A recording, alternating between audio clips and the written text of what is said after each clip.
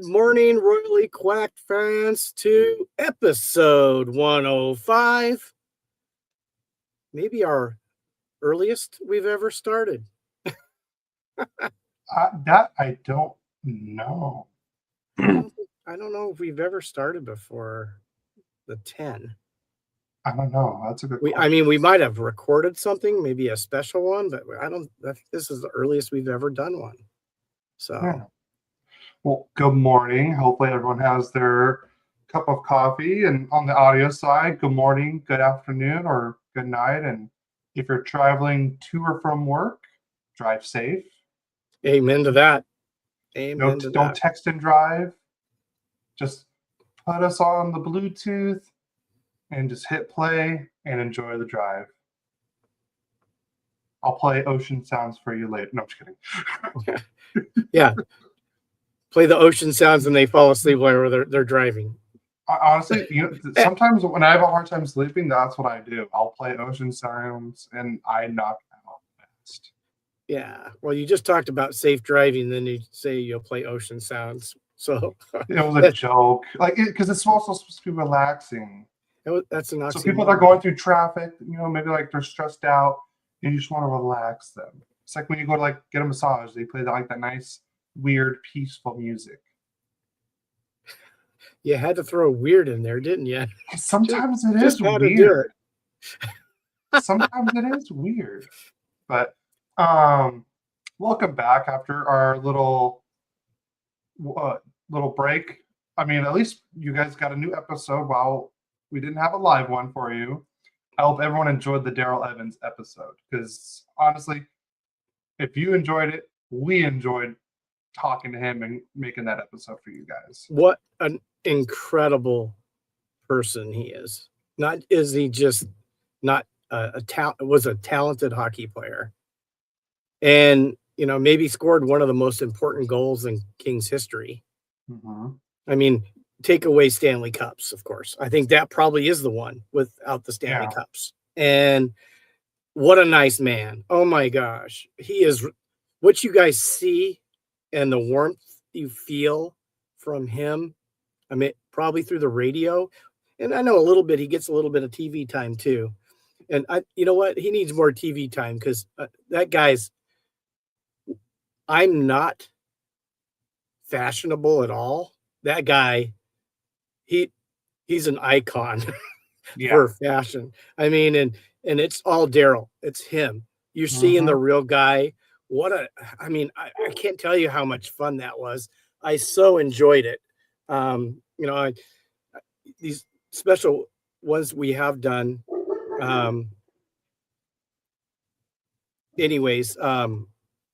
Sorry, I just got a really important text. It kind of threw me off my thought pattern there a little bit. But anyways, all these little special episodes we've done, they mean so much. And to be honest with you, I mean, Cody, I'm just being real here on this part. Cody sent me the colors of our voices, and I don't remember what color. I don't know. I'll explain this a little bit better. So, where we recorded, it shows our audio waves and stuff like that. I think I made you purple, I made me orange, and Daryl was green. I just wanted to make the colors all different, and it was 95% green. But honestly, I told Daryl beforehand, I was like, don't feel like you're talking too much. I'm pretty sure our fans rather hear from you than hear from us. Well, we did preface, because if you listen to the Jesse Cohen one, he kept apologizing for taking over the episode, which I had no problem with that. I was like, just keep going. He was talking crap on me and the Ducks, but I was like, hey, keep going. It's funny. I love it. He kind of has that Tim sense of humor, your little brother, a little bit. He does it in a looks dry little way. He really doesn't laugh at it, but it's funny. I mean, I literally was driving to work, and it seemed like I started the podcast, and then I was there, and I'm going, wow, that was fast. So maybe Yeah. if I really wanting a fast drive to work, I'll just put on that Jesse Cohen one. There you go. I have not listened to the Daryl Evans, just to be honest. You good there? What's that? You good there? You like stop mid-sentence. Yeah, I know. And then you Okay. I just want to be honest with everybody. It's been a rough week. And I got to tell you, today is the best I've felt in such a long time. well, that's good. So, so I'm a little distracted with that right now because it's been very difficult for me. So, and I'm not going to go into all the specifics because you guys don't really, need to know that what's going on. I'm feeling so much better, and sorry, I'll try not to get distracted again. But back to our podcast. Let's go, my Yankee bros from Frankie Cruz. Hey, man. Our Angels are 2-0 right now. So, I mean, it's looking good right now. I'm not going to say anything else. Well, it's funny is, Aaron Judd, a 4K first game, and then he comes back and gets a couple of hits and a homer. See, you can't scare Frankie, Dad, with and everything. You scared him. He cares about you. Oh, hey. Yeah. Well, thank you. Hey, honestly, I'm a big believer in prayer, and I think there's power in it. And all you just feel free to lift it up to God. Prayers for me. I've been having some struggles, and I really would appreciate, you don't have to know all the specifics, just, pray to God just keeps healing me right now. Yeah. So, and it's not any kind of disease or anything like that. I just want everybody to know I'm not sick. It's not that. So anyways, let's move on to the podcast again. And it's so nice to see you in the comments again, Frankie. We love you. You're like our brother from another mother that's a Yankee fan.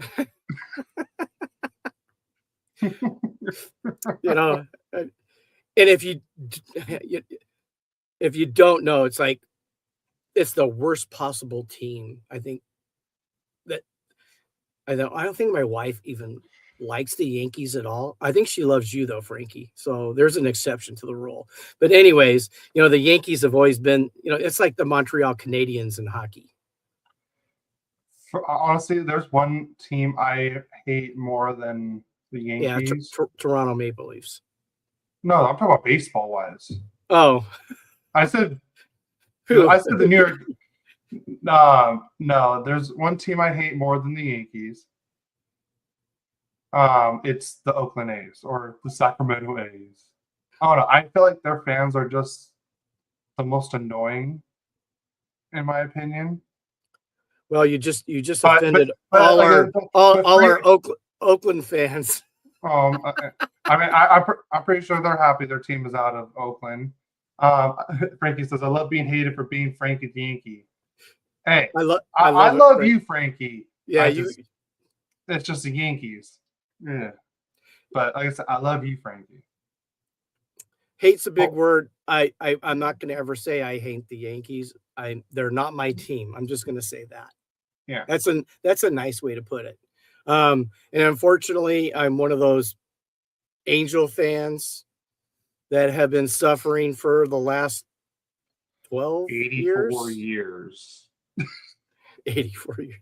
Anyways, let's go to the podcast, Cody. We do have plans today. Did you want to tell everybody what we're doing? So the reason why we started so early is because we're going to the Ducks watch party at Brewery X. We live, about an hour and a half away. So that's why we're trying to get it done earlier. That way we can be out there, because when I message people about that we're going, They were like, hey, parking could be hell. You should get there early. So I was like, okay, so we should probably start early, head over there, and then hopefully find a parking spot and then just enjoy a nice Ducks victory at Brewery X with all the great fans over there. Well, I think Mom fell asleep on us. I think that's what a Z means, right? Yeah. Sure. Sorry, honey. Let's go with the Kings news first, since you have so much. Oh man, it's so big. I don't know what to do. Let me. There we go.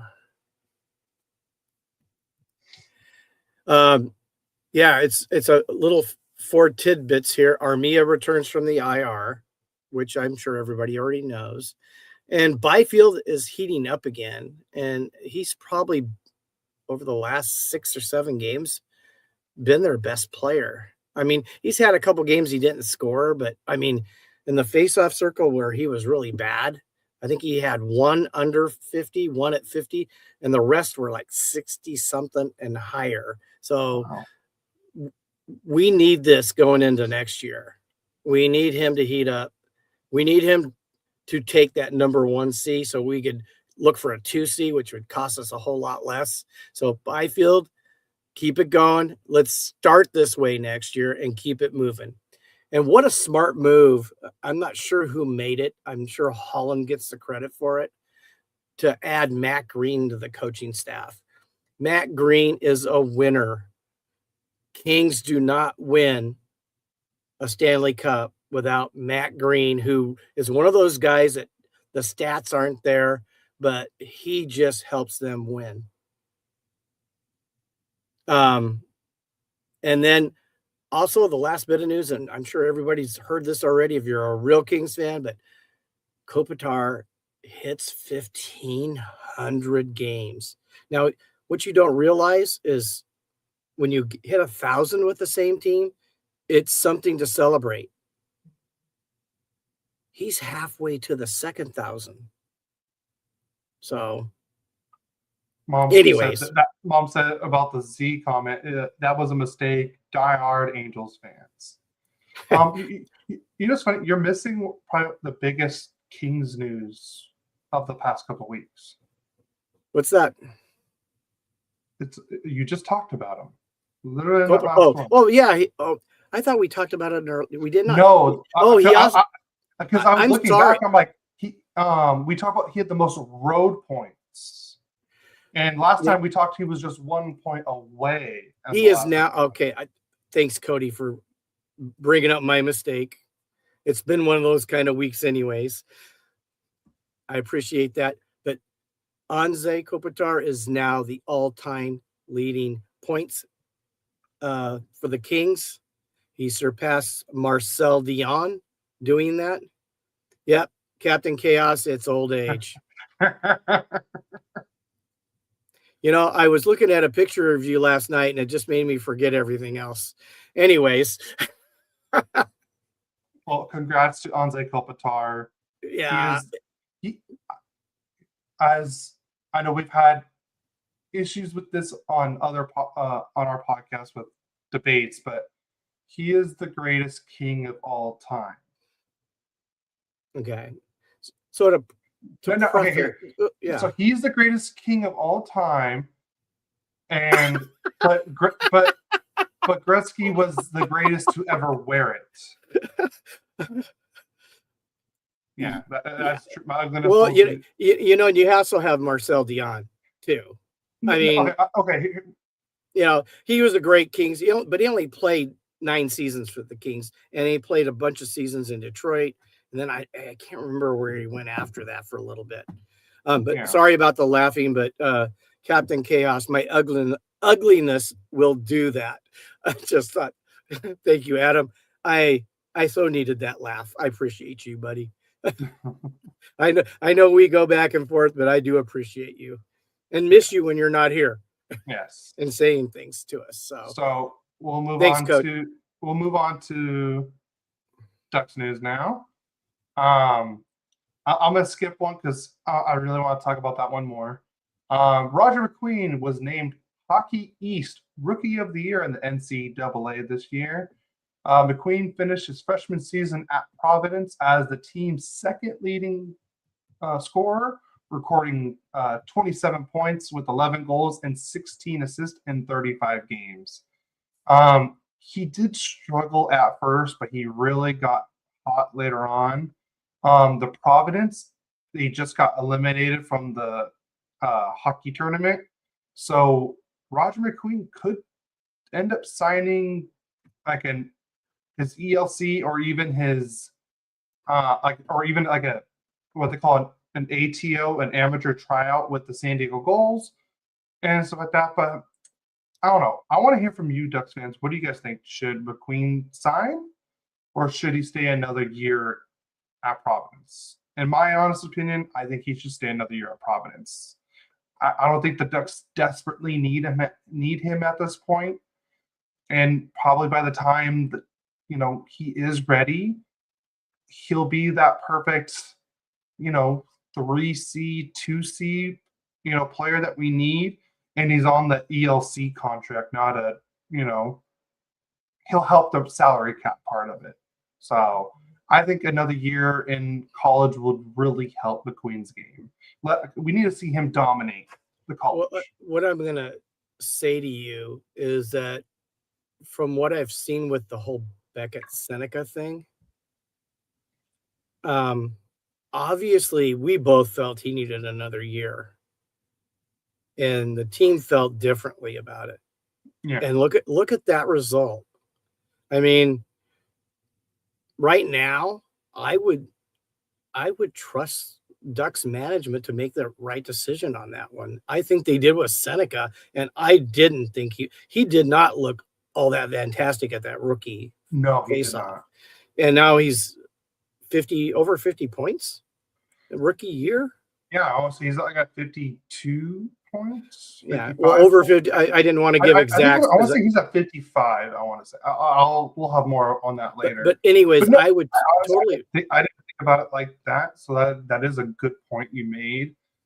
But the thing is, I think with Beckett, he dominated his draft plus 1 year. McQueen didn't really dominate his draft plus year. And McQueen also kind of lost a year because of the injury. So Beckett wasn't in. Yeah, go ahead. Go ahead, Cody. Finish. No, because all right. So remember, Beckett was fully healthy his draft year, fully healthy the year after he got drafted. McQueen was not healthy his draft year, right? But he was pretty healthy this year. So maybe that's kind of like a lot of time that McQueen missed. True. What I'm going to tell you too is I agree with you, what you said, but just I wanted to put that caveat in about management, because if they see that he could prosper, maybe it's the AHL instead of just the OHL or what. I'm not sure. Oh, he's in college, right? Yeah, he's in college. So once he okay. So here's the thing. If they're in the CHL, the Canadian Hockey Junior League, the OHL, WHL, right? The Quebec Hockey League one. If they sign their ELC, they can stay in that league. But once you sign your ELC in college, you can't go back to college. So that's the thing. So if he stay another year. Yeah, I say stay another year in college. The Ducks don't desperately need him right now. So I think for the Ducks and for McQueen's best interest, he needs to stay another year in Providence, dominate, and then maybe once he's depending on when they get eliminated and his season's over next year, the Ducks can always call him up and he can always play the last 4 or 5 to 10 games, Yeah. So, and then we can really see how he is there, and hopefully the Ducks are in a playoff spot next year, and then we can see how he is in the last, like I said, 10 games and playoffs. So, all right, that's it for the Roger McQueen stuff. Another Ducks prospect who we actually did sign, the Ducks have signed right winger Herman Traff to a 3-year entry-level contract beginning in the 2026-2027 season. I believe he did sign an ATO, the amateur tryout, with the San Diego Gulls. Herman Traff, if you guys remember, was someone who the Ducks got last year in the Brian Dumoulin trade from the Devils. So I don't know much about Herman Traff, but hopefully he does well in San Diego, and we can see where he goes from there. I think Lightning should spend one more year in college. Lightning, I got it. That's funny.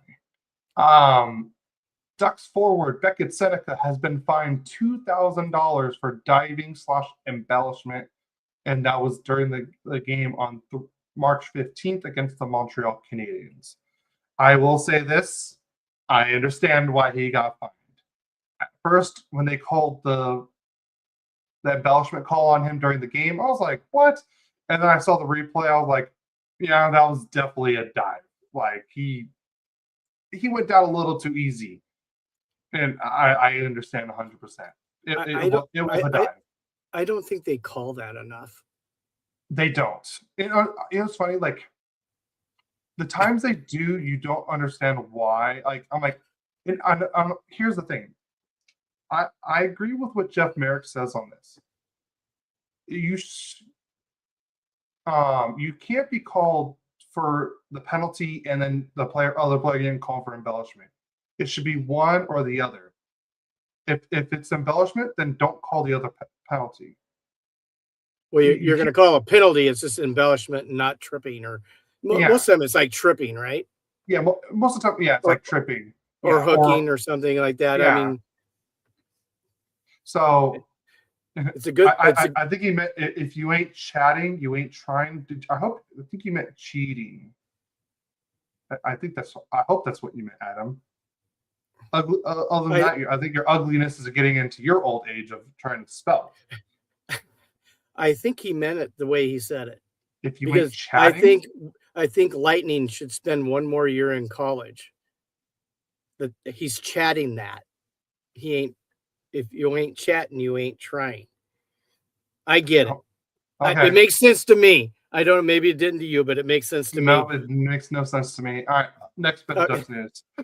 John Carlson, who's 36 years old and 73 days, becomes the oldest defenseman in Ducks history to record a multi-assist period. That was last previously held by Scott Niedermayer, who was 35 years old and 212 days old on March 31st, 2009. Interesting. Yep. And then Sam Colangelo has been suspended 2 games for a cross-checking incident during the game on March 22nd. And then the last bit of Ducks news I have, and this one really hurts me because he's, I would say, someone who, when I hear his voice, I think Ducks hockey. After 30 years behind the Anaheim Ducks microphone, Steve Carroll is calling it a career. At the conclusion of this season, the 2025-2026 season, his last broadcast will be at our final regular season home game on April 12th. So he's not going to do the playoffs? I don't know. Okay. So something for us to look into. Yeah, it is. Hopefully we can get more information on that later. Maybe, I'll try to talk to people and see how that works. But Steve Carroll is such an icon in Ducks history, and it's so sad to hear. But like I said, 30 years, he's been there pretty much almost since day one. Like I said, we used to listen to him on our way home from umpiring sometimes. Like I said, I still remember that Ducks Stars playoff game when we were driving home. You went to the AM/PM. It was I think right off of Catella, too. It was a Catella. And you're like, and I think I asked you to get me a drink because I did not want to leave the vehicle because I wanted to listen. And I was just going Ducks, quack, quack, quack. No, we were doing quack, quack, quack. No, I know, but when you were inside, I was doing it, and then I want to say it was Devontae Smith-Pelly that scored. It was Devontae. I remember it I think clearly. you looked over and you just see the truck just shaking. Because I was like, yeah, he scored. I think they were down 2. They were down by 2. Yeah. And did he score the first one, I think? Yeah. Playoffs. Here's what Adam says. Playoffs are usually covered by other networks and different broadcasters. That's true. I didn't think. I'm talking about like Ducks radio. Yeah. And I mean, that's what I'm talking. I'm not talking about, being because he's not on TV anyways. He's a radio guy, just like, for the longest time,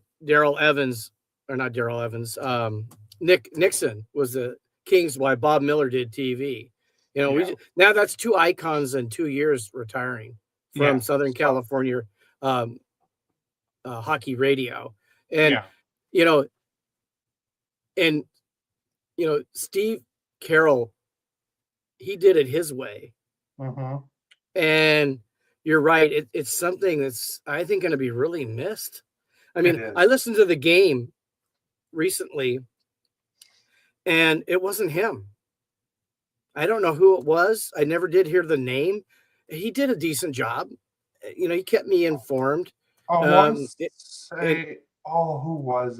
I just saw it on social media like a week ago. And I do also want to say, I think Emerson Edom has gotten a little better. I'm usually watching. I'm usually watching on Victory Plus, so I don't really hear the radios as well, he's actually not talking too fast. He still talks fast, but it's maybe I'm getting used to it. Yeah. Because I for a couple seasons I found him sometimes.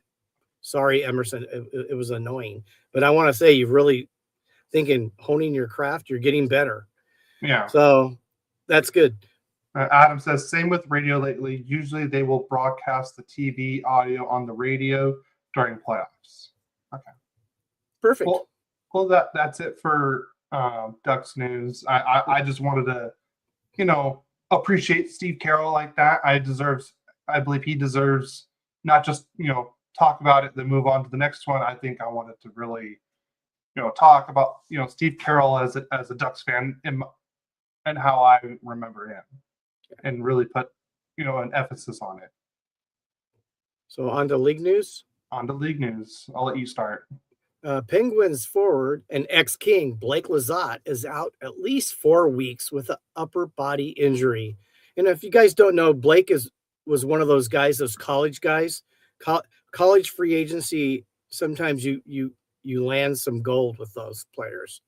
Blake Lizotte, Alex Iafallo, just 2 Kings who came from college, never drafted, and they made a difference. So I hope he gets healthy.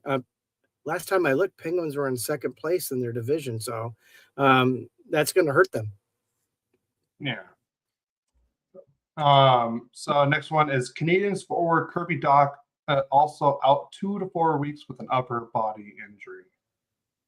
And this is probably the biggest crushing news for an injury right now.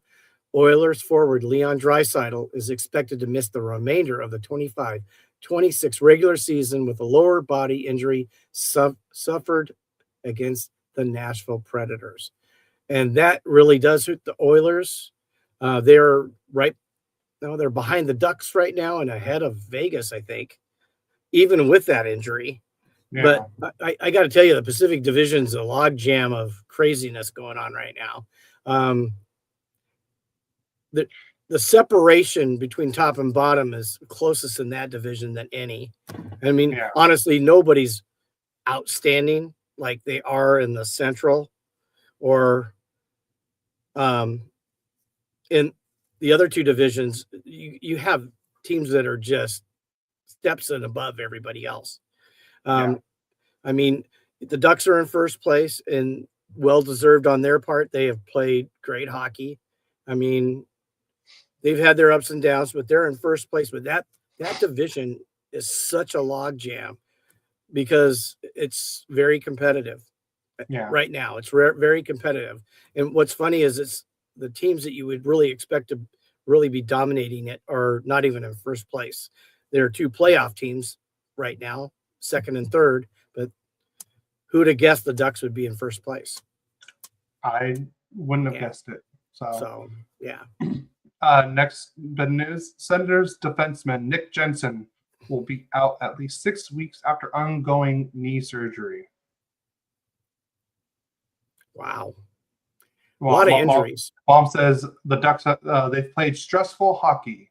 I'll talk about more of that later. Well, I got to tell you, wow. Yeah. I got home. Was it Thursday night? And the Ducks were playing. I went into the living room, and I could hear your mom over my TV yelling. Yelling at them. Doesn't seem like, I think they won the game, but she was not happy with how they played. Yeah. I think, the earth moved a little bit. Oh, that could have been me too. Yeah, well, I could definitely feel it from your mom. The Utah Mammoth have signed Mikael Granlund to a 2-year, $1.75 AAV contract extension. Yep. Let's see. Sheldon Keefe says that Brett Pesce is questionable to be able to return this season. I'm going to take the next one because it has to do with the Devils as well. Stefan Noesen has also been ruled out for the remainder of the year. Wow, a lot of injuries. Yeah. Hurricanes and Kraken to play a regular season games in Helsinki for the 2026 Global Series in Finland on November 12th and the 14th. We're taking the NHL around the world. Yep. Canucks are the first team this season to be eliminated from playoff contention. And then just right after, the New York Rangers have also been eliminated from playoff contention. Well, you plan to get 2 in a row. Are you going to keep I doing didn't plan that. I'm just trying to knock it out, okay? I'm just kidding. It's cool. Hold on. Wait. Before Adam says, Mama Quack is a national treasure. Don't talk bad about her. I was not talking bad about her. I was talking about how passionate a fan she is for the Anaheim Ducks. It wasn't like it was bad, but she was not a happy girl. Yeah. All right, now you can go. Okay. Nico Mikola and Elvis Belinskis are out 4 to 6 weeks with injuries. Both of them the same amount of time, huh? Yeah, I guess so. Okay. So see, this worked out. Now you don't have to say this next guy's name. The Predators have signed forward Fedor Svechkov to a 2-year, $1.25 million AAV contract extension. Perfect. I let you take those extra ones so you would have to say that name. I did it on purpose. Yeah, you did it on purpose. You believe that? I got some swampland in Florida I want to sell you. The Bruins have announced top prospect James Higgins will sign an amateur tryout agreement and report to AHL Providence. Now, if you guys don't remember the draft, he was expected to go higher. And so, he was supposed to be number 1. Yeah. What did he go? Like 9? 8? 7. Okay. I think that was a steal. I mean, he's smaller, and that's probably why he fell a little bit, because the teams are always trying to get as talented. Stop it, Adam. You're throwing off my rhythm. I've got a beachfront property in Arizona for you, Gary. Yeah. Well, thanks. If that earthquake does it, well, if she keeps yelling, the earthquake's going to happen, we'll fall in the ocean. And it will be beachfront in Arizona. Anyways, what was I saying? Oh, about Higgins. I think he's going to be a player. I just got this feeling about it. He's going to be one of those guys that just dropped a little farther down that's going to surprise. So what rhythm? Yeah. Good point, Adam. Good point. Thank you. anyways, that's an amateur tryout. Cody talked about that, ATO, and kind of explained what it was. And, he'll go do that and see if he's ready. If not, he'll play juniors I don't know again. No, he was a college kid, so I think. So he's going to go play in the AHL. See, I don't know how that works. Is if you sign an ATO, because I was listening on a podcast and they didn't know if it was possible for him to go back to college or not. Because he didn't technically sign a deal, he just signed an ATO, but he's playing professional hockey, and I guess once you play professional hockey like that, you can't go back to college. So they don't know how it's going to work with the ATO. Could he go to the ECHL? Which is, I feel like that's worse for him. Well, and if he did, I think he's going to play in the AHL anyway. So let's move on. Yeah, you heard it here first. He'll be playing in the AHL. No, I think he's going to play in the NHL this year, and then he'll be in the NHL after that. He's too good of a player, too good of a prospect, and they need him up there. So, the Tampa Bay Lightning announced today or earlier this week that defenseman Victor Hedman will be taking a temporary leave of absence from the team for personal reasons. I hope whatever Hedman's going through, he gets through it and he's able to get back and play well for the Lightning. Wow. Yeah, that hurts them. And they're in second place now, right? Yeah, second place now, yeah. Because the Buffalo Sabres are in first place.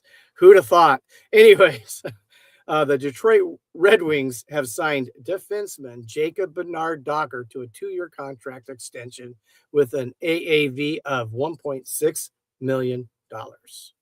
Yep. And last bit of league news is Thomas Chabot has a broken forearm and had surgery earlier this week, and he is out 6 to 8 weeks.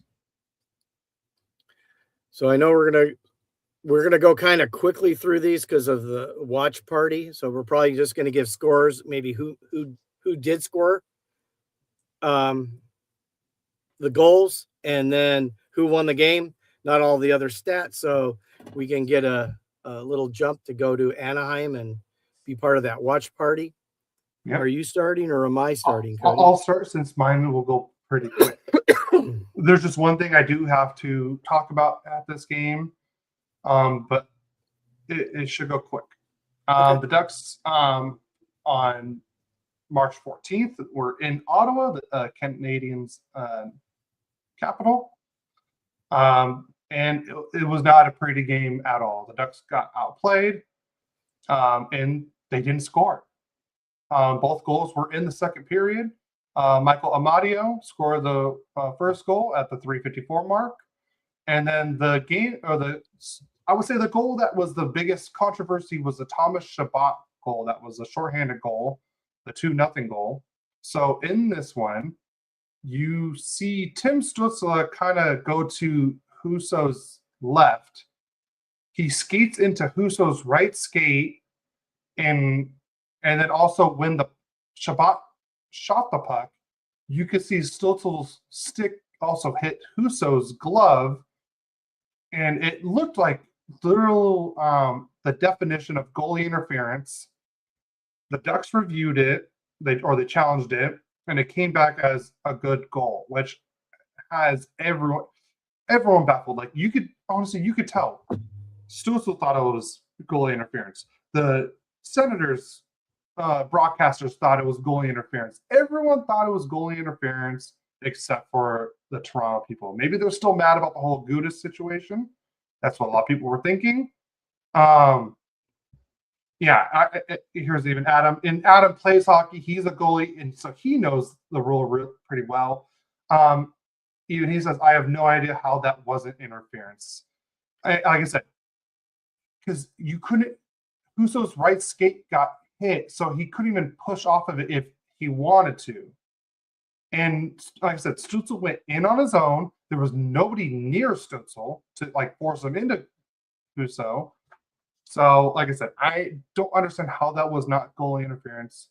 Every time I start thinking I get a handle on it, it's plays like this that like it has me like, wait, what is goal interference? Well, Like, Cody, I got to tell you, I was watching when that happened.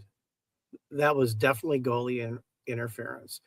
And that's just like that one play at first base. I think it was in Detroit. First base umpire Jim Joyce. I remember that. Yeah, one. The perfect game one. Yeah. And this he blew the call. He blew the call at first base. Completely, no doubt about it. He even apologized afterwards, but nothing changed. Well, the outcome didn't change. Nothing changed. I mean, honestly, people, I'm going to be honest with you. If you think these games are going to go perfect, none of them will. We're dealing with people who are all except for Adam. Everybody else does make mistakes. I mean, I watch hockey games and I get upset too about how plays are called too. But I mean, if we can't focus on it because that's not going to change anything. We got to move on from it. Yeah. And that was a travesty. And honestly, no doubter. I don't see how they don't fix that, but they didn't. Well, okay. So I have one caveat to what you said. Okay. About the baseball play. There's a difference between what happened with the Ducks game and what happened with that one. There was no replay challenge for that call for the baseball one. But because if there was, but being an umpire, what could have he done? Made the right call. No, he could have gone to home plate and say, "Hey." I don't know if they can do that in the pros like that. Pulled foot, swipe tag. You can. It wasn't a pull foot swipe tag situation. But here's okay. But like I said, we're getting off topic. I mean, we're on topic, but not. Okay. Move on. Stuff like that. But here's the thing. Even without that, so okay, say it was goal interference, callback. The Ducks are losing this game 1-0. They didn't score. You got to score to win games. The Ducks didn't score. I'm not saying we lost because of this goal interference. It didn't help because we've seen from the Ducks all year that when they're down by, goals, they come back and at least tie it or they make a game out of it. But you got to score to keep yourself in games. So either way, the Ducks were going to lose this game if they called it goal interference or not, because you still got to score to win. So I'm going to just go over like the main stats. The shots on goal, we got outshot 28-24. We won the face-off percentage 60-40. Obviously, we're 0-4 on the power play because we didn't score a single goal, but we were also perfect on the penalty kill. We were 4-4. And the Ducks lose the season series to Ottawa, getting swept 2-0. 3 stars of the game. Yeah, Jordan Spence was the number 3 star. Shane Pinto was the number 2 star with 2 assists. And Linus Ullmark was the number 1 star who had the shutout. And like I said, he was great. And also, it wasn't like a fluke shutout. Ullmark was great. And honestly, I'm glad because he deserves to have a good game like this. So, and I think it's really changed things around for them too. So that's it for our first game. Okay, so I'm not going to go in that detail. We got 7 games each to do. So yeah. I'm going to give you who scored, what the final score was, and maybe the 3 stars. Okay. If we'll do that, I think we can get through this a little bit quicker. You kind of went right back to how we always do it. I know. I wanted to. And we have a lot of games, so I'm scolding you right now. So feel it there. Whatever. Okay, so let's.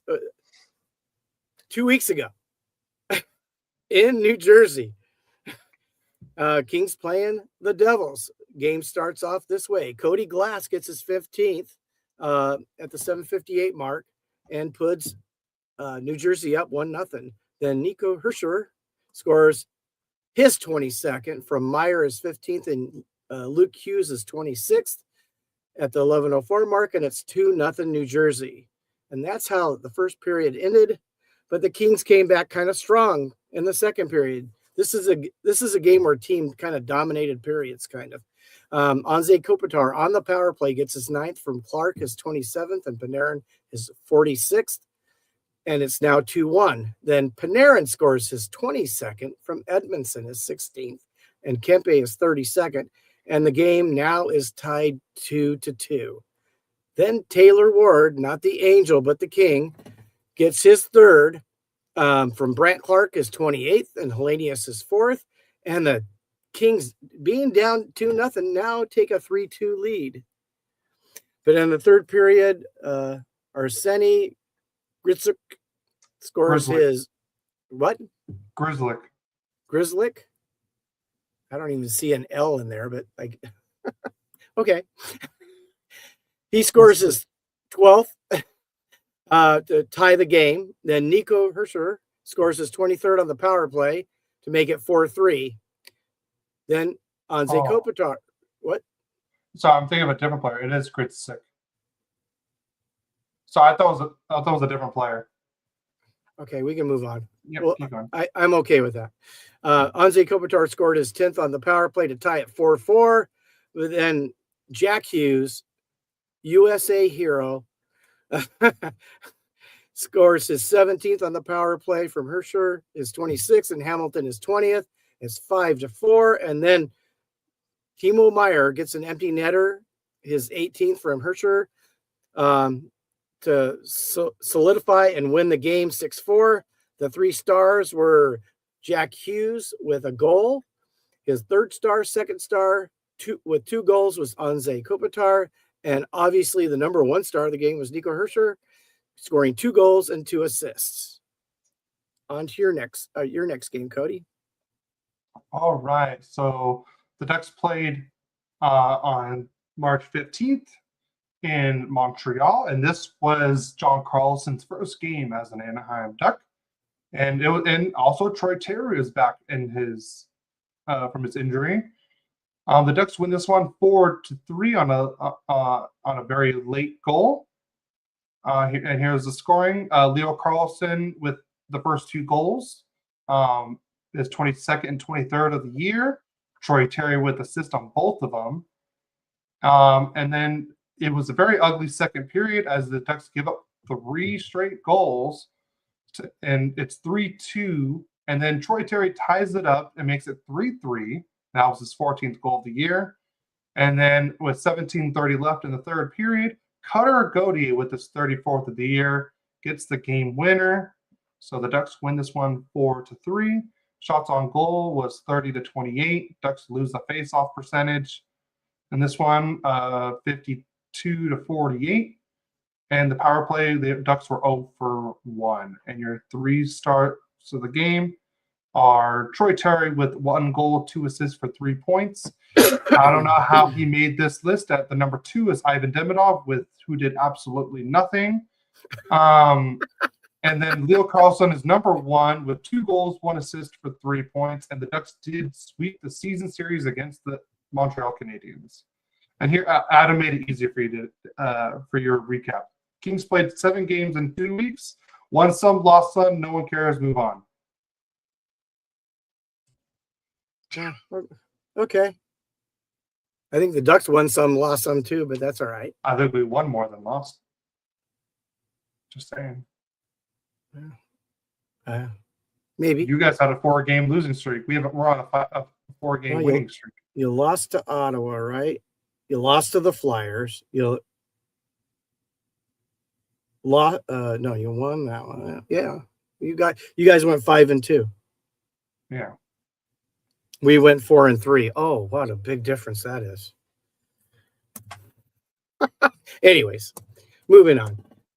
Kings go to New York and play the Rangers, which I still haven't figured out how the Rangers have gone from being a President's Cup team to this, but they have. So it started off with the scoring in the first period. Drew Doughty gets his 5th from Anderson, his 11th, and Panarin his 48th, and puts the Kings up 1-0. And that's how the first period ended. Then in the second period, his partner, Mikey Anderson, gets his fourth from Laferriere is 14th and Byfield is 21st. And the Kings are up 2-0. Then Alex Laferriere gets a 17th on the power play from Kopitar is 21st and Byfield is 22nd, and it's 3-0. Then, and we go to the third period, and with a 3-0 lead, and Vincent Trocheck gets his 14th from Fox is 30th, and Zibanejad is 36th. 3-1 Kings. And with the Rangers pulling the goalie, Trevor Moore gets his 9th, an empty netter from Laferriere is 15th to finish off the scoring, and it's 4-1 Kings. The 3 stars of the game, Anze Kopitar with an assist was the 3rd star. Mikey Anderson with a goal and an assist was a 2nd star. And Alex Laferriere, the number 1 star with a goal and 2 assists. On to your next game, Cody. All right. For our next game, the Ducks played our new Eastern Conference rival, the Philadelphia Flyers. And what a game this was. Did not start pretty for the Ducks. They go down 0-2. You know, Luke Glendening and Owen Tippett score for Philadelphia. And then, of course, Cutter Gauthier gets his 35th on the year on the power play, makes it 2-1 Philly. And then late in the third, Leo Carlsson gets his 24th of the year and ties it up 2-2. We go into overtime, and as much as I love Beckett Seneca, I swear, I think Ducks should be, what's the word? They should never try to do any between the legs or behind the back moves during overtime, because it's just never worked well for the Ducks. And if you're a real Ducks fan and you know what I'm talking about, I hope you're laughing. Because Beckett Seneca tried to do a fancy play, and sure enough, turns it over. The Flyers get the puck and they go down the other side, and Noah Cates from behind the net kind of banks it off of the Ducks defender, and then it goes off of Dostal's skate, and it goes into the net, and that's your overtime winner. Philadelphia wins 3-2 in overtime. We outshot Philadelphia 36-28. We lost the face-off percentage 56-44. The Ducks were 1 for 4 on the power play. And, of course, we lost the season series again to the Flyers. And I feel like ever since we've done the Cutter Gauthier trade, the Ducks have done nothing but lose to the Flyers. So the Ducks at least get a point in this one. And the Ducks lose this one 3-2 in overtime. And the 3 stars, Cutter Gauthier with 1 goal, 1 assist for 2 points. Leo Carlsson with the 1 goal, 1 point, and then Noah Cates with the overtime winners, the number 1 star. All right. Adam says, but what if that move worked? Then we would be praising him. Yes, you're right. I probably would be, but it wasn't the right move at the right time for Beckett. But then again, he does that a lot, and it seems to work for him. So on to your next one, Dad. All right. Philadelphia comes in and plays the Kings now. And the scoring starts off with, I think, probably the hottest King. It seems to happen at the end of the season every year. We want it to parlay to a whole season, but Quentin Byfield gets his 14th from Moore is 12th, Laferriere is 16th, and that line is probably the hottest line going for the Kings in the last 2 weeks. And the Kings are up 1-0, and that's how the first period ends. Then in the second period, I mean, this guy's always scoring goals. Travis Konechny gets his 25th from Ristolainen, his 6th, and Bump. Now that's a hockey name, Bump. Alex Bump, yeah. Yeah, his second to tie it 1-1. Then Anze Kopitar, the captain, he's picking up his game too. Got his 11th from Brant Clark, his 30th assist, and Panarin his 49th. And the Kings are up 2-1. Then Noah Cates. Noah Cates was the one that scored the game winner against the Ducks, and he's beating up on the Kings now. He got his 14th from Michikov, his 19th, and Ristolainen his 7th, and it's tied 2-2. Then Travis Sanheim gets his 7th from Cates his 23rd, and Michikov his 20th, and it's 3-2 Philadelphia. Then Artemi Panarin gets his 23rd from Lawton, his 6th. And I got to tell you, I know Lawton hadn't had much of a great year, but he's been a player in years past, and it seems like this move is good for him. He's really making a difference. The Kings are actually playing a little better since they got him, and so that tied the game at 3-3. And then we go to overtime. Nobody scores, but who does? But shoots the overtime winner. But ex-Duck Trevor Zegras to win the game, and it's a 4-3 loss to Philadelphia. The 3 stars of the game. Panarin was the 3rd star with a goal and assist. Michikov was the 2nd star with 2 assists. And Cates, I bet you was he the player of the game in your game too? Yes. With a goal and assist. So obviously he likes playing in Southern California. Yeah. Well, I mean, the Flyers did well on their California road trip. They went 3-0. So there we go. All right. On to my next one. Dad, hello? Yeah, go on to your next one. All right. The Ducks come back home for a quick little one-game homestand against the Utah Mammoth. It's a very big game because this could be a possible playoff series. And of course, here's the normal thing. The Ducks don't score first. Dylan Guenther gets the scoring started with his 34th of the year, and that makes it 1-0. Ryan Poehling ties it up short-handed goal, and now we're tied 1-1, and that was his 9th goal of the year. Alex Killorn gets the lone goal in the second period and makes it 2-1 Anaheim. And it was pretty much all, I would say Mammoth pretty much dominated the third period, but luckily the Ducks, shut them out in the third. And then Cutter Goalie and Mikael Granlund get empty netters to make it a 4-1 win. That was Cutter's 36th goal of the year and Granlund's 13th goal of the year. So the Ducks win this one 4-1. The Ducks get outshot 30-24. We do win the faceoff percentage 64-36. Ducks were 0 for 5 on the power play. The Ducks win the season series 2-1. And then your 3 stars. Guenther is the number 3 star with the 1 goal.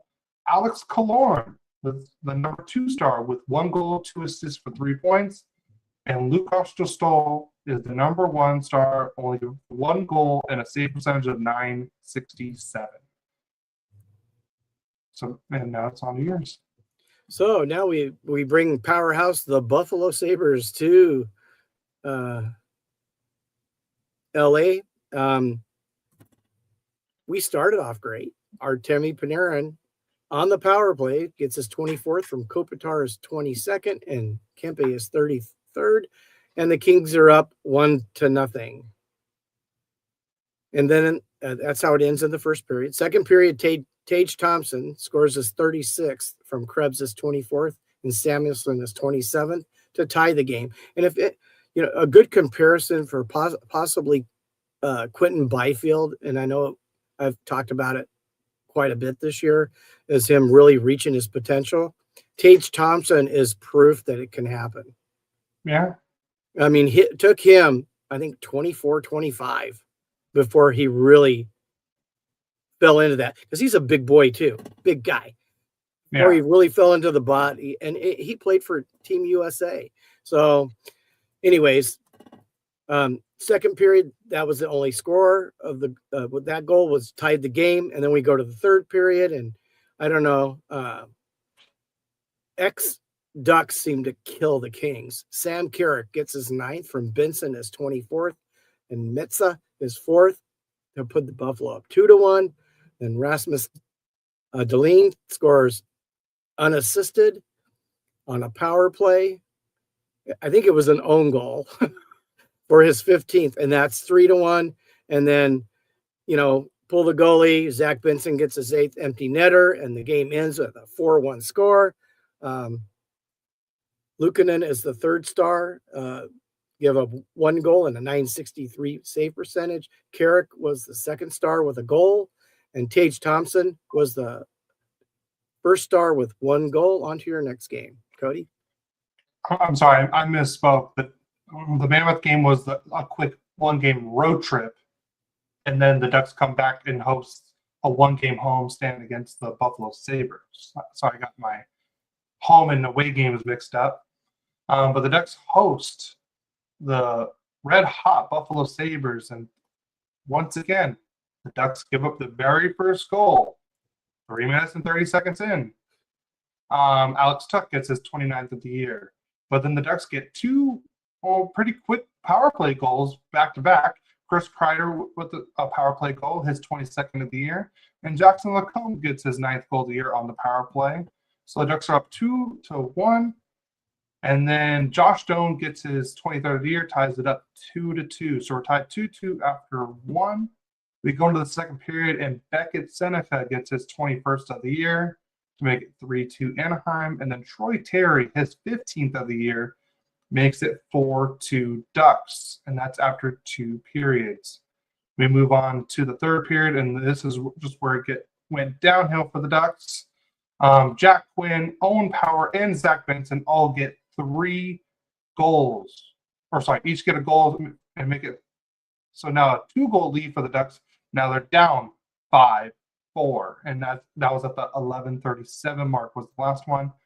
And then at the 18:16 mark, the Ducks on the power play pulled the goalie, and the Ducks tied up on a Mikael Granlund power play goal, his 14th of the year, and we're tied 5-5. And then in overtime, Troy Terry, unassisted, backhanded shot, roofs it.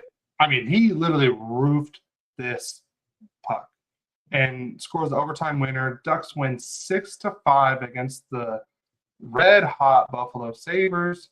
Stats are shots on goal, 33-29 Ducks. The Ducks did really bad in the face-off percentage, 60-40. The Ducks were 3 for 4 on the power play. And your 3 stars of the game, 1 goal, 1 assist for 2 points is the number 3 star, Zach Benson. Mikael Granlund is the number 2 star with the 1 goal. And then Troy Terry, 2 goals, 2 points is your number 1 star.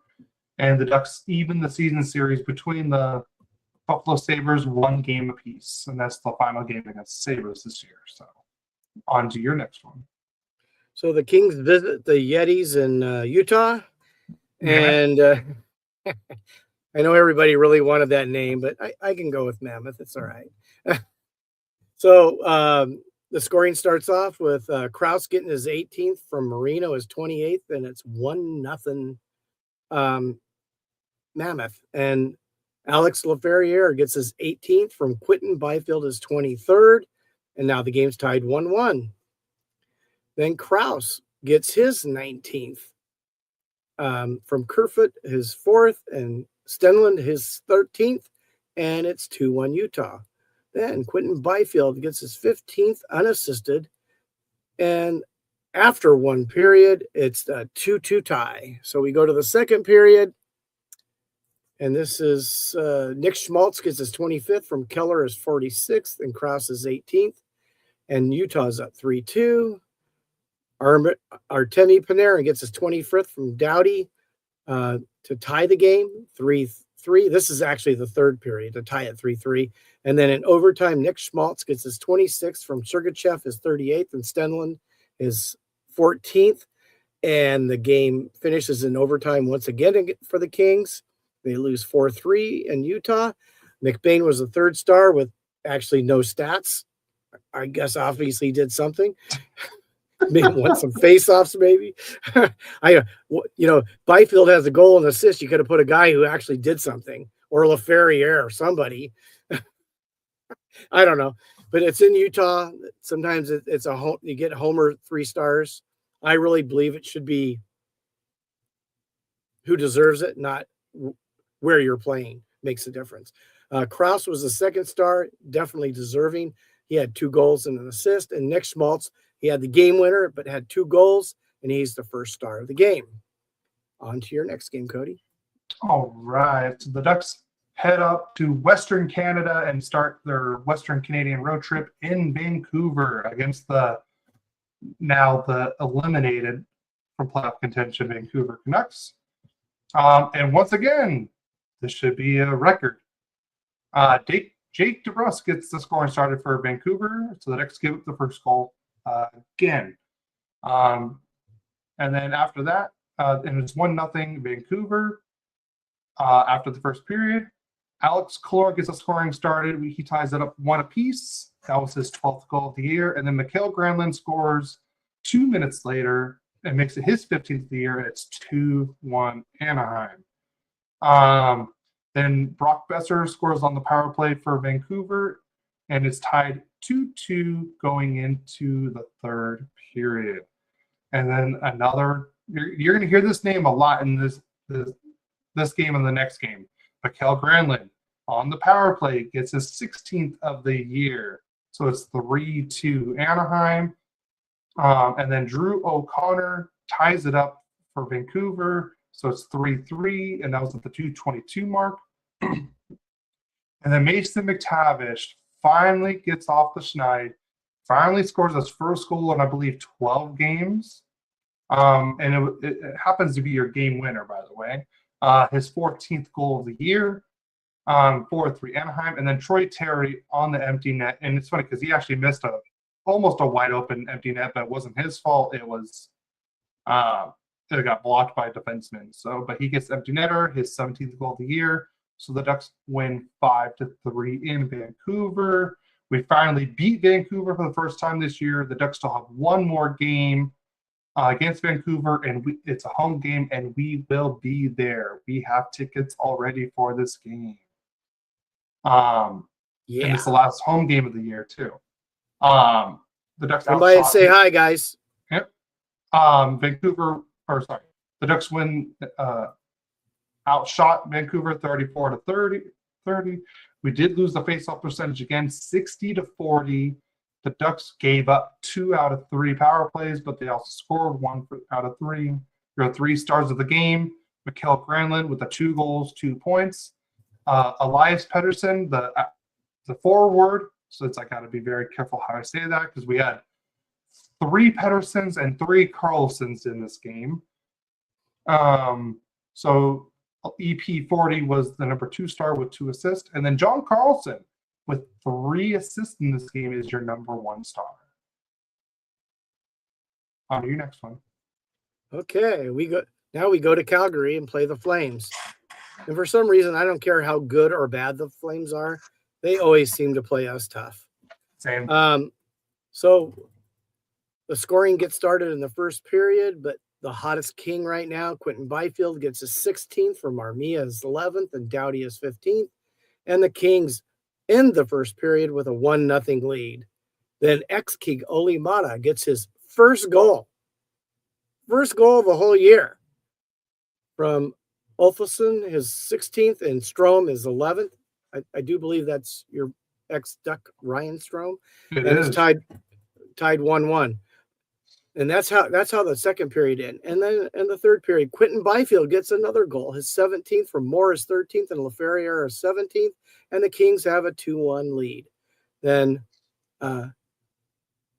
Zane Parekh scores his another first. Their 2 goals are first goals for these guys. On the power play from Coronado is 19th and Gridden is 9th, and the game's tied 2-2. Goes to overtime. Nobody wins it in overtime. But Saragovich scores the shootout winner against the Kings. Another overtime loss for the Kings, 3-2. Let's go to the 3 stars. Olli Mata was the 3rd star with a goal. Quinton Byfield was the 2nd star with 2 goals. And Dustin Wolf was the number 1 star with a .920 save percentage and a 1.85 goals against average for the game. And on to your next game, Cody. All right, our last game of the week was on March 26th, and the Ducks head over to Calgary. And tell me if you've heard this before, but the Ducks give up the first goal again. Blake Coleman gets his 17th of the year at the 1:06 mark on a tip-in shot. And then Mikael Granlund, unassisted, gets his 17th of the year, ties it up at the 3:07 mark. And all this was in the second period. And then, so we're tied 1-1 going into the third period. And then Matt Bay-Gridden gets his 5th of the year to make it 2-1 Calgary, which I don't think that goal should have counted because they forgot to call a penalty. So before this goal, I forgot which Flames player shot the puck and it took out Michkov. He was down on the ice and everything. And as much as I think they should call it dead right away if a player's just laying, face down on the ice like that and he's not moving and you could tell he's in pain, they should call it dead, but that's not the rule, sadly. But the thing is, one of the Flames players with his stick pushed Mintyukov's stick out of the way, and that's actually an automatic penalty. You're not supposed to move the player's stick like that. You can't move their stick out of the way. They didn't call it. Husso even said something about it, and ended up being a goal. But luckily, we have Mikael Granlund because he is a monster right now on the power play with at the 16:27 mark. Gets his 18th of the year to make it his second goal of the game. So now we're tied 2-2, and we head over to overtime. And it goes both ways. The Ducks get a power play. I believe it was a too many men on the ice for the Flames. So the Ducks get a last-minute power play. And sure enough, with 1 second left on the clock, John Carlson slides it into the slot, and Mikael Granlund scores the overtime winner and a hat trick for Granlund on the power play. So the Ducks win 3-2 in Calgary with 1 second left in overtime. What a game. Ducks should have won this one before that, but it's all right. What a game by Mikael Granlund. The Ducks are so far 3-0 against the Calgary this year. All games going into overtime or shootout. The Ducks outshot them 33-25 and actually won the faceoffs 52-48. Ducks were 2 for 5 on the power play, while Calgary was 0 for 1. You have 3 stars of the game. Devin Cooley was the number 3 star, which I don't understand how you lose the game and you're the number 3 star like that. It happens. Get goals against. It doesn't make sense to me. But Devin Cooley is the number 3 star. Oli Mata is the number 2 star with 2 assists. And then Mikael Granlund, your hat trick overtime hero, is the number 1 star. And that was the last game of the week for us. So on to the last game for the Kings. And they go to Vancouver to play the horrible Canucks because at least we have one team we can beat. And it doesn't go to an overtime. Let's go to the scoring. Scott Lawton gets his 11th on the power play from Quentin Byfield, his 24th, and Trevor Moore his 14th. 1-0 Kings. Then we go to the second period. Trevor Moore gets his 10th from Anderson his 12th and LaFerriere his 18th. 2-0 Kings. Artemi Panarin scores his 26th from Kempe his 34th. 3-0 Kings. So now we're going to go to the third period, and on the empty netter, Quentin Byfield gets his 18th from Anderson his 13th and Doughty his 16th, and the game ends with a 4-0 shutout for the Kings. Let's go to the 3 stars of the game. Trevor Moore was the 3rd star with a goal and assist. Lankinen, the goalie for Vancouver, was the 2nd star with a 919 save percentage and a 3.17 goals against. And the number 1 star, Quentin Byfield, with a goal and assist. And I guess, if it's in Vancouver, they got to throw a Canuck in there somewhere. I just don't get it. You gave up 4 goals. You lost 4-0. The other goalie had a shutout. He should have been there. That makes no sense. You go to some of these cities, Cody, and I want to say most of the time when I see the Kings do it, the media is really like fair most of the time. Not perfect, but fair. That's not the case in some of these cities. How does that guy get to be second star? He loses. He gives up 4 goals. Right. Well, 3 goals. He gave up 3 goals. Yeah, and then an empty netter. That's true. We're now finished with our games. You ended up 3-4 this week, and you are 40-30. Wow. I went 5-2 on my predictions, and I'm 38-34. And I just kind of looked back. At one time, I was 17-26. Wow. So I have gone 21-8 since then. I mean, you know what I think helped you is you started predicting the Kings to lose more. Well, I actually was trying to find a rhythm with it. Sometimes I would do that. I just pick them, and I'd lose because they'd win a couple games, and then somehow, I don't know, maybe I started getting in the zone with it a little better, and so I'm predicting a little bit better. Yeah. I've been pretty much, literally the last 2 weeks, 1, 2, 3, 4, 5. I've won 9 and lost 2 in the last 2 weeks. Yeah. In that same time, you have gone 5-5. Yeah. But at least I made it competitive. Yeah. All right. Let's I do not expect predictions because we're cutting it pretty close. Okay. All right, I'll go first. So the Ducks play today at 12:30 p.m. So in about 2 hours. The Ducks are in Edmonton, and I'm predicting a 5-4 win for that one. And then on Monday, the return of the Maple Leafs come to Anaheim against the Ducks. Maybe we'll see some fighting in that one. I'm predicting a 4-2 win against the Maple Leafs at home on Monday. Then on Wednesday, April Fool's Day, the Ducks are in San Jose, and I'm also predicting a 6-4 win on that one. And then on Friday, the Ducks host the Blues, and I don't know why I'm just predicting a loss 4-3. So win 5-4, win 4-2, win 6-4, loss 4-3. Okay. Does that help you out? I don't know. Does it? I don't know. I'm asking you.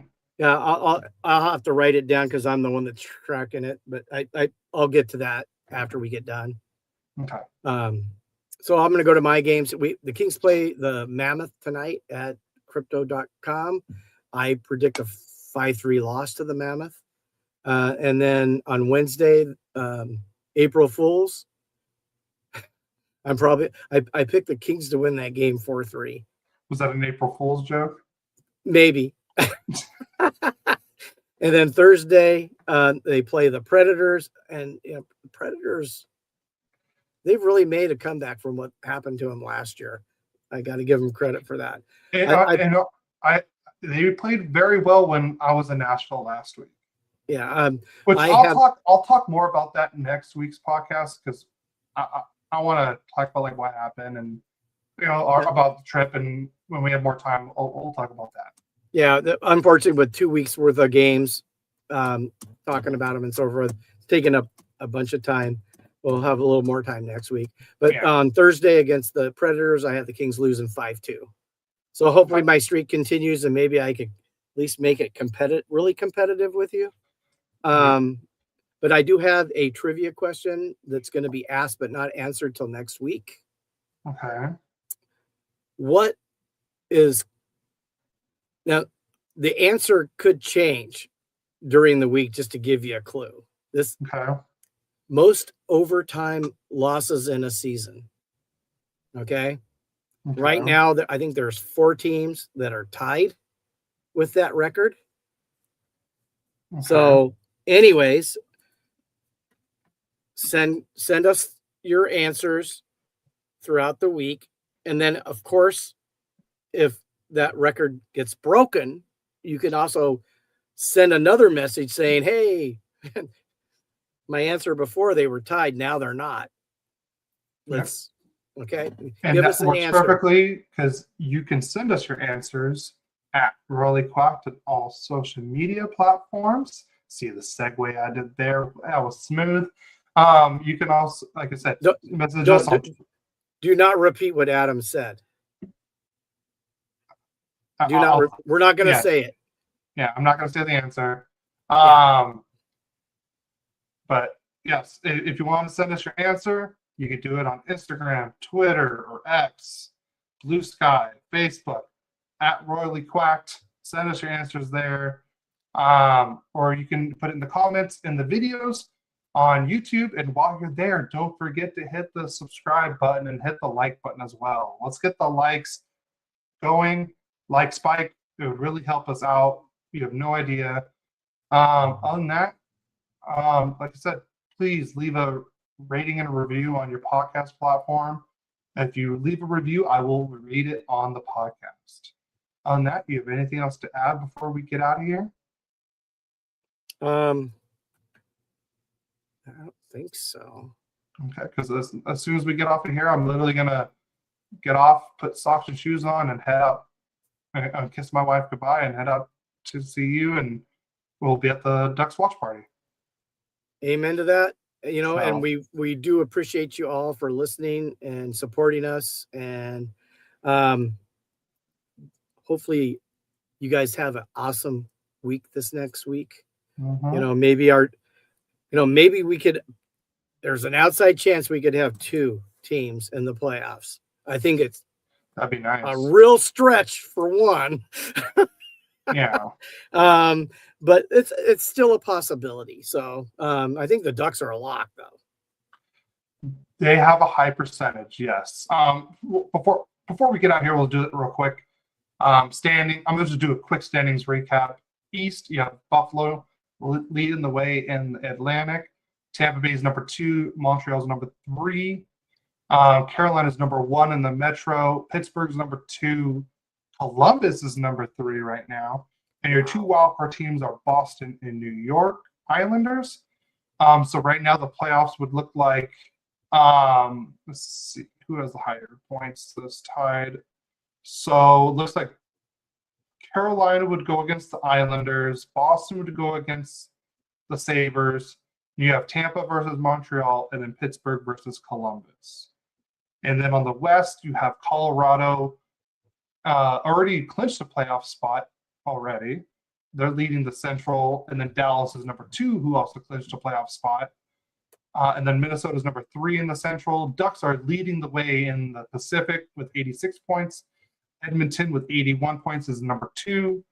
And Vegas is number 3 with 79. And also the Ducks have played 1 less game than them.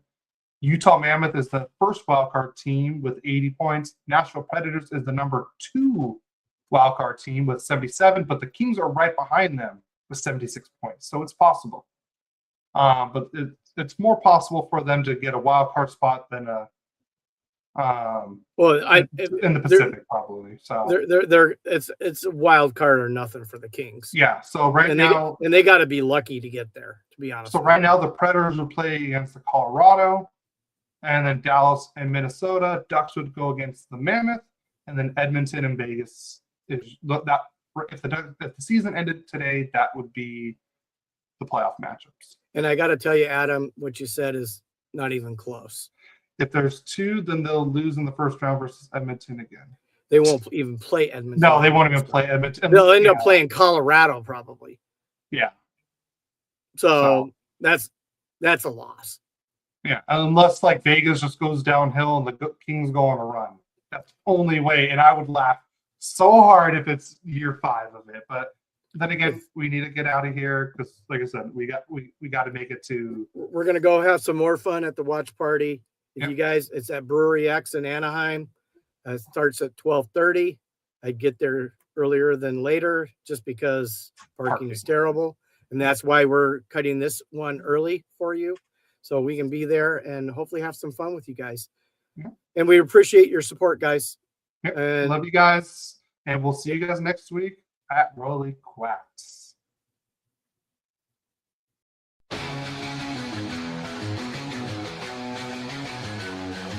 A father and son, a bond so strong, talking hockey all day long. Royally Quacked, From the Kings to the Ducks they go. Shout and go Kings.